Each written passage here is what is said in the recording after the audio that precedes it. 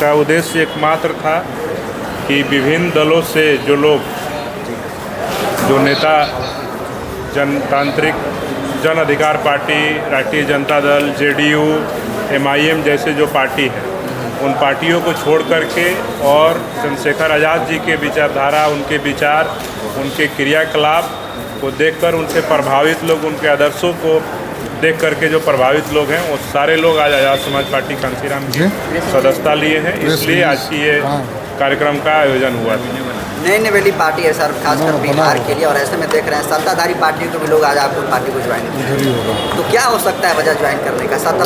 वजह यही है, अगर कोई साथी सदस्यता के लिए बच गया हो वजह यही है कि जिन पार्टियों में ये लोग पहले थे, वहाँ पे शोषितों, वंचितों, पिछड़ों, अकलियतों, मुसलमानों की बात मुखरता से उनके मुद्दे पे काम नहीं हो रहा होगा, वो लोग वहाँ पे इनको बराबर की दर्जा नहीं दे रहे होंगे।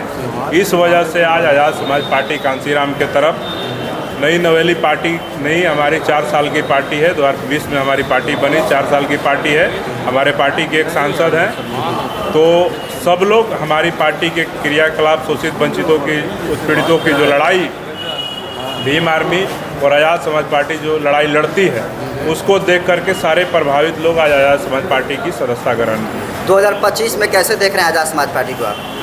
2025 के विधानसभा चुनाव में मैं आपके चैनल के माध्यम से बता देना चाहता हूं कि बिहार के पूरे 243 सीटों पे हमारी पार्टी और संगठन मजबूती से तैयारी कर रही है, और सब जगह हम लोग बूथ कमेटी तक बनाने का कार्य कर रहे हैं। और 2025 के चुनाव के पहले हमारे राष्ट्रीय अध्यक्ष जी, हमारे प्रदेश अध्यक्ष जी और तमाम जो जिम्मेदार पदाधिकारी हैं, वो सब लोग मिलकर तय करेंगे कि बिहार में कितनी सीटों पे चुनाव हम लोग लड़ेंगे।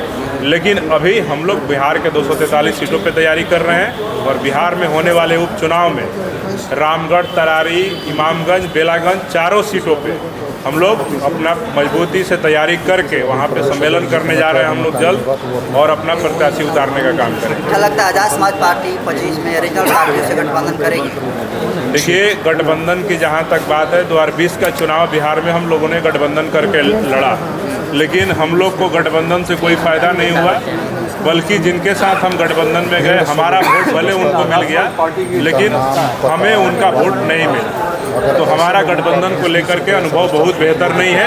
उत्तर प्रदेश में भी हमारे राष्ट्रीय अध्यक्ष जी, हमारे नेता चंद्रशेखर आज़ाद जी जब चुनाव लड़ रहे थे, तो वहाँ भी जो समाजवादी दल हैं, उन लोगों ने कहा था कि हम लोग गठबंधन के तहत लड़ेंगे और भाजपा को इस देश की सत्ता में आने से रोकेंगे। लेकिन इन मौके पे जिस तरह से समाजवादी पार्टी और तमाम उनके जो नेता और इंडिया गठबंधन के जो बड़े नेता, बड़ी पार्टियां जो थी, उन लोगों का जो रवैया था, वो देख करके यही नज़र आया कि हम लोग गठबंधन को लेकर के आज भी वो लोग दलित समाज की, मुस्लिम समाज की जो पार्टियां हैं, जो नेता हैं, उनसे उनको डर है कि ये लोग अगर अपने समाज के लीडर तैयार हो गए, अपनी पार्टी खड़ी कर लिए, तो आने वाले समय में जिन वोटों की दावेदारी के दम पे वो गठबंधन बनाते हैं, वो उसमें नाकाम हो जाएगा। इसलिए हम लोग को गठबंधन के लेकर बेहतर अनुभव नहीं है, और चंद्रशेखर आज़ाद जी को जिस जोश और जुनून के साथ भीम आर्मी आज़ाद समाज पार्टी के कार्यकर्ताओं ने, पदाधिकारियों ने, वहाँ के आम जनता ने सहयोग समर्थन दिया, वोट दिया, उसी प्रकार से हम उम्मीद करते हैं कि 2020 के चुनाव में भी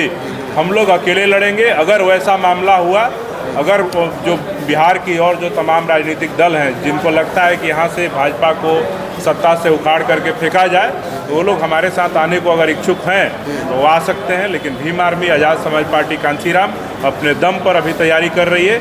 आने वाले वक्त में चुनावी गठबंधन की जो बात है, वो हमारे राष्ट्रीय अध्यक्ष जी, हमारे पार्टी के प्रदेश अध्यक्ष जी करेंगे, वो वही बेहतर रहेगा। एक आखिरी सवाल, बहुजन समाज पार्टी जो है नेशनल पार्टी है, तीसरी बड़ी पार्टी है, वो बिना अलायंस के लड़ रही है, तो उसको राजनीतिक सफलता हासिल नहीं हो रही है। आपकी पार्टी नई नवेली की पार्टी है, तो ऐसे में आप पाते हैं कि राजनीतिक सफलता हासिल होगी?